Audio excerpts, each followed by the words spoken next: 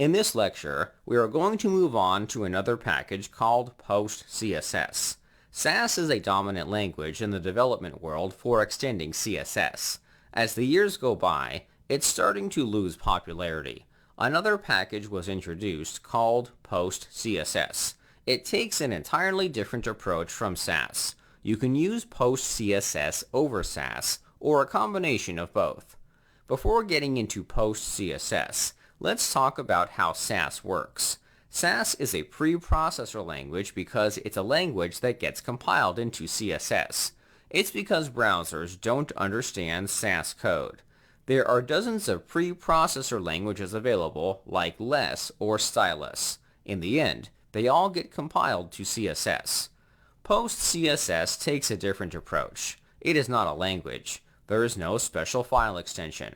Instead, it's a library written in JavaScript. It'll convert your CSS into an object. The object it generates can be manipulated and transformed with JavaScript. Once you've made your changes, the object will be compiled into CSS. The advantage here is that we can use JavaScript to interact with our CSS code.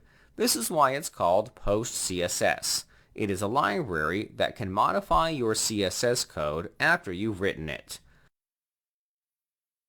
PostCSS is popular within the Vite and Vue community.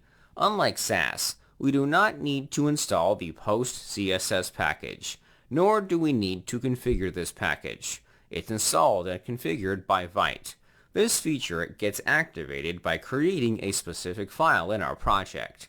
In the root directory of our project, create a file called postcss.config.js. PostCSS will search for this file. If it finds this file, it'll load the configuration settings. Inside this file, we must export an object. The object will contain our configuration settings. There are several things we can do, but we'll keep it simple. By default, PostCSS does not apply changes to your CSS. You must install plugins for manipulating the output of your CSS. There are two options at our disposal. Firstly, we can install plugins from third-party developers. Secondly, we can develop custom plugins. For this demonstration, we are going to use a third-party plugin. Vendor prefixes are an important feature of CSS. They allow us to use experimental features in our CSS. However, we may forget to use a vendor prefix. There's a plugin for automatically applying vendor prefixes to your CSS code. There's a vast repository of plugins available. In the resource section of this lecture, I provide a link to a site called PostCSS Parts. This site provides a list of plugins from the community. I highly recommend bookmarking it if you plan on using PostCSS in future projects. Let's switch back to the editor.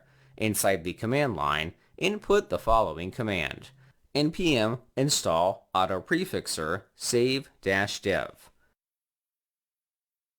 This module is a plugin for PostCSS. It'll scan our CSS properties for missing vendors. It'll add vendor prefixes to properties that require a vendor prefix for older browsers.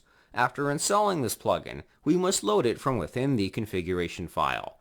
In the configuration file for PostCSS, we'll add a property called plugins. Its value will be an array.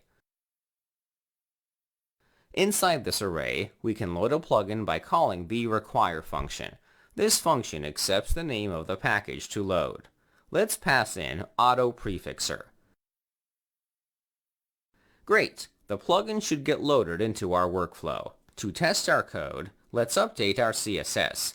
Open the style.scss code. PostCSS does not work with Sass. Luckily, Vite will process Sass first. After the Sass file has been compiled into CSS, the CSS will be passed on to PostCSS. It's perfectly fine to continue using Sass. Alternatively, you can switch back to CSS and remove Sass from your workflow. Either option is at your disposal. Inside this file, let's add a selector called : placeholder. Next, change the color property to red. The placeholder selector will allow us to manipulate the properties of an input's placeholder. Developers will add this selector to change the color of the element. This selector has a prefix for Firefox. What if we forget to add the prefix for this browser? No problem. The Auto Prefixer plugin will add it for us. Let's save our file. Next, we may need to restart the server. Otherwise, the plugin may not be applied to our project. In the command line, restart the npm run dev command.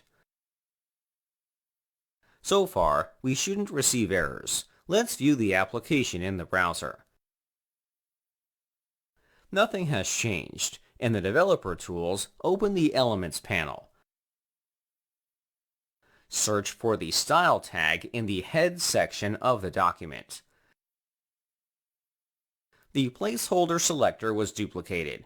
The second copy of this selector has the Mozilla prefixer applied to it. That's great. We never have to worry about forgetting to add a prefix to our CSS. In addition, we can purposely leave out prefixes from the original codebase. It'll keep our code clean. PostCSS can handle adding the prefixes during compilation. That's all there is to PostCSS. It's a tool you can configure with plugins to transform the output of your CSS.